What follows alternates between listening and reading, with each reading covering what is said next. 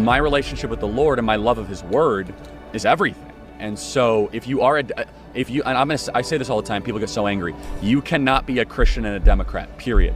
If you are a Christian and a Democrat, you are not a Christian. Stop being a coward.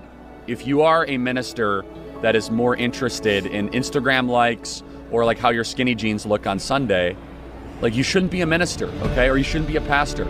Go do something else. The ministry is for people that understand the spiritual warfare that we're in, that understand that, by the way, the scriptures speak to this extensively. You are a higher calling if you're in the ministry than if you are just a rank and file Christian, right? It's not the same. But pastors will say, I don't want to be political. I just want to preach the gospel. Okay, then get a pair of scissors and go into the Word of God and take out Esther, Mordecai, Nehemiah, Jeremiah, Daniel, Joseph, because you've got a lot of editing to do about people that we consider heroes in the Bible that were awfully political while you want to be comfortable.